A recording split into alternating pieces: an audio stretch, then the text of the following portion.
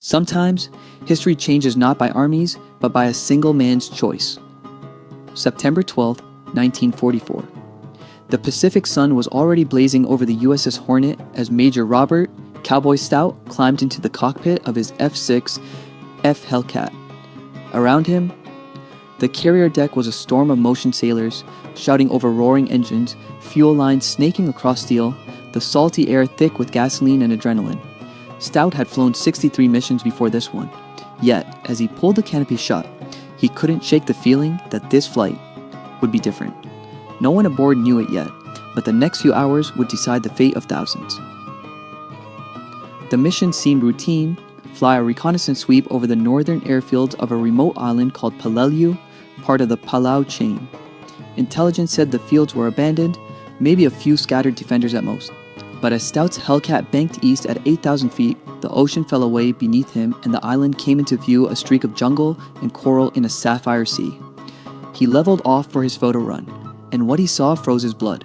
Below him, lined up wingtip to wingtip, were dozens of Japanese aircraft Zeros, dive bombers, torpedo planes all fueled, armed, and ready for launch. This wasn't an empty airstrip. It was a strike force, one meant to annihilate the American invasion fleet heading straight for Peleliu.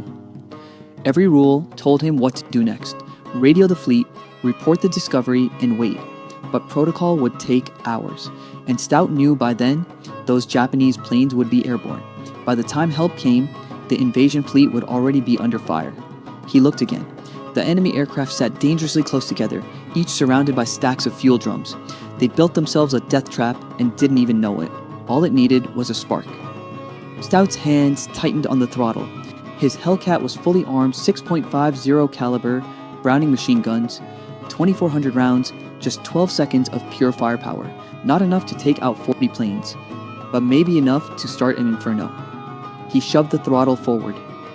The Hellcat screamed as it dove 3,000 feet, then two, skimming the treetops at 50 feet. Below, Japanese crews looked up in confusion, then realization, then terror. Stout opened fire. The Hellcat's guns thundered, spitting red tracers that slashed through the morning light. His first burst tore through a line of Zeros. The second hit the fuel drums and the world exploded. Fire rolled across the airfield, metal shrieked as flames swallowed everything in sight. Planes ignited one after another, shockwaves pounding through the cockpit. In seconds, the sky turned orange and black. Stout pulled up through the heat haze, the entire airstrip below him now a living inferno. He could have left. No one would have blamed him. But the southern dispersal area still held 20 more aircraft, and they were starting to move. He banked hard, looped around, and dove again straight through a storm of anti-aircraft fire. Shells burst around him, shrapnel tore through his tail, hydraulic lines screamed, but the controls held. He pressed the trigger again, his tracers stitching across the field. A Zero burst into flames, a fuel truck erupted, another plane exploded mid-takeoff. The Hellcat rattled violently as his ammo counters hit 0.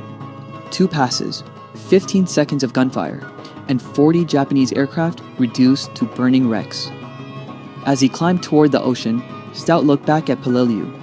The entire northern coast was on fire, a black column of smoke reaching 50 miles into the sky. Radio chatter crackled in his headset. The Hornet's controllers demanded a report.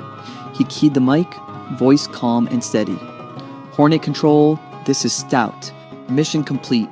Peleliu airfield neutralized. Returning to base." There was silence, then disbelief. "Say again, Stout, did you say neutralized?" He smiled through the haze. "Affirmative, the airfield's gone." 40 minutes later, he caught the third arrestor wire on the Hornet's deck. His Hellcat was riddled with holes, paint scorched, guns empty. The deck crew gathered around in stunned silence. They had seen the smoke rising from the horizon, but no one imagined it came from one man. The photos confirmed it. Over 40 Japanese aircraft destroyed. One pilot, acting alone, had erased an entire enemy air wing and saved the American invasion fleet. For his courage and split-second decision, Major Robert Cowboy Stout received the Navy Cross.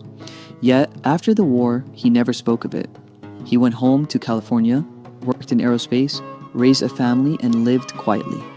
Even his children grew up never knowing their father had once changed the course of a battle. Stout passed away in 1989 at the age of 73. But in military flight schools, his name still echoes, taught as a case study in initiative, about courage and understanding the battlefield when seconds matter. Because sometimes, victory belongs not to the rule followers, but to the ones who dare to break them. If this story moved you, if you believe that one man's courage can save thousands, then don't let it fade again. Like this video, subscribe, and share this story so more people remember that heroes aren't always famous. Some fly into fire, disappear into history, and leave behind a single truth. One moment of courage can change the world.